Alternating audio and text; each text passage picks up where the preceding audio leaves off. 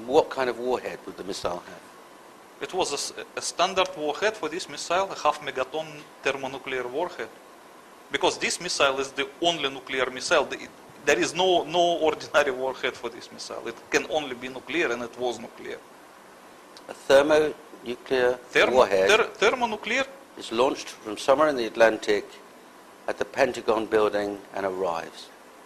Yes. Okay. And in your opinion, that's the only explanation? Yes.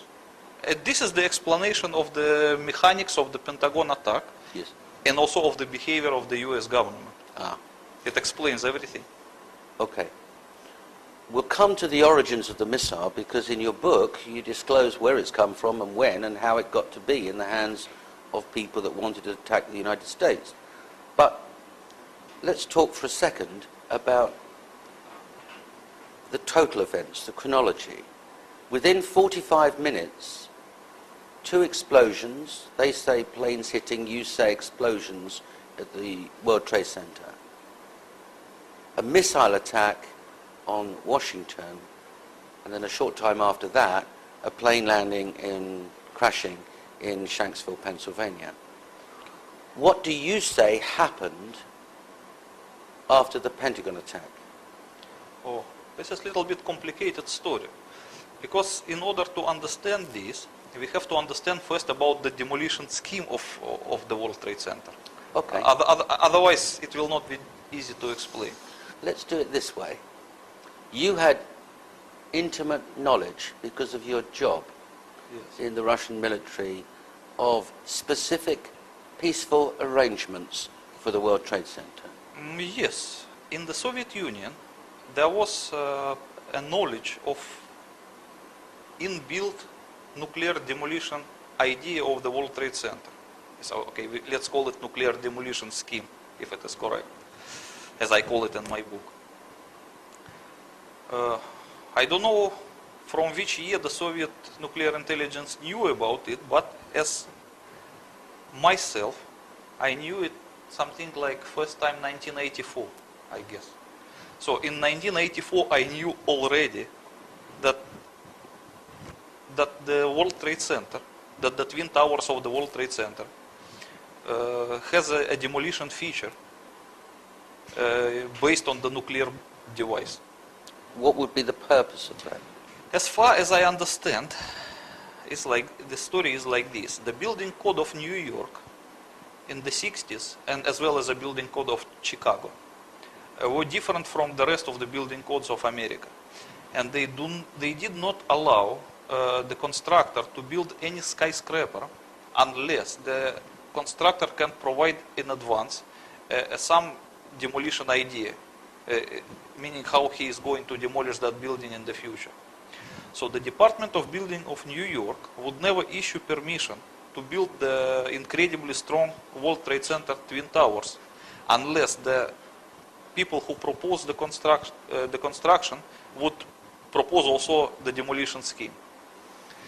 And because it is absolutely impossible to demolish such a strong and rigid structures as the Twin Towers, especially back in the 60s, it was really a big problem for the constructors. So they don't know how to demolish it. They know how to build it, but they don't know how to demolish it. So at this time, they hired one famous company, Nuclear Demolition Inc. Nuclear Demolition Inc. Controlled Demolition Inc., which actually deserves to be renamed, I guess. Maybe a Freudian slip. Yes. Yes. So they hired the most famous demolition company, the Controlled Demolition Inc., based in America, to figure out some demolition scheme for the would-be World Trade Center still back in the 60s. And because at this time, the nuclear bombs, they become evil now. But in the 60s, they were still okay. It means it was acceptable to use them for civil purposes as well. And Controlled Demolition Inc. proposed the idea that if they planted an underground nuclear device under each of the tower and detonated it, it will cause the collapse of the building without actually damaging the surroundings. And this scheme was accepted by the Department of Building, so the permission to build the World Trade Center was issued. So they built the World Trade Center with this kind of thing. It was a built-in feature from the beginning. How would the Russian intelligence know about it? First of all, there was an agreement which is called Peaceful Nuclear Explosions Treaty between the Soviet Union and the United States of America. And in this agreement, they have a limitation and mutual obligations in regard to so-called peaceful nuclear explosions. So according to this agreement, each side have to inform another side of any peaceful nuclear explosions. So I guess that the Soviet nuclear intelligence was informed based on the treaty. And in any case, it was not a secret. I remember that it was published in some newspapers even. I remember there was a discussion in some American newspapers in regarding to the nuclear demolition scheme of World Trade Center I think in the beginning of 80s. They just forgot it now, but before it was publicly available. And the Sears Tower in Chicago? Yes, the Sears Tower in Chicago has the same kind of feature. Also designed by the Controlled Demolition Inc. Okay. To a layman, it does seem mad, frankly, that here we have the World Trade Center where thousands of people live and work, surrounded by other places where people live and work, that there might be a nuclear device underneath standing by to be used in case it requires demolition. That does seem to the layman quite mad. Would it be a safe thing to do? Look, it does not only look mad for the layman, it also looked mad for the Soviet nuclear intelligence. Because it was a standing joke amongst our officers. It was such a crazy thing that I give you one example. In the middle of Bangkok, there was a big supermarket which was also called World Trade Center. Nowadays, it is renamed. They don't want people to remember the words. But back in the 90s, it was still a World Trade Center. So there was a funny story. I visited Bangkok in 1992, while still in the military, with one of my colleagues from the same service.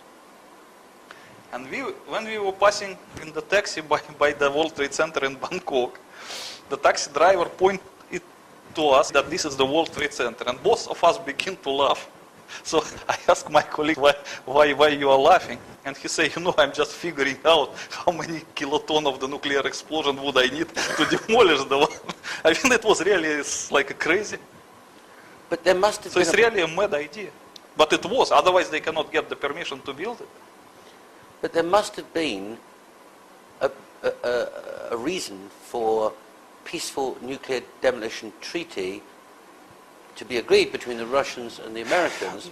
The Russians must have had similar arrangements for peaceful use of nuclear First of technology. all, this is what you call a nuclear demolition, peaceful nuclear demolition treaty. It's a peaceful nuclear explosions treaty. It has nothing to do with the demolition.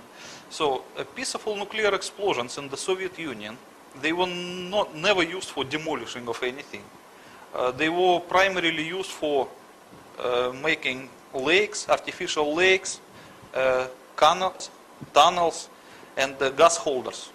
Because it's a perfect thing to make a gas holder, for example. When you detonate a nuclear explosion deep underground, it will create a cavity with the hermetic walls, which is represented by volcanic glass. And this is a perfect thing to keep gas under pressure. Yes. So like, for example, in the Soviet Union, the most of the peaceful usage of the nuclear explosion was to create a gas holders. But Americans, they decided to use it for demolition. And not tell the public. Of course not. But even though they did not tell it public, it was publicly available, because I remember there was a scandal in the beginning of 80s. Because some guy who worked at the World Trade Center, he accidentally discovered a blueprint of the nuclear demolition scheme in the library, and he complained to some newspaper. It was a really scandal. I remember it.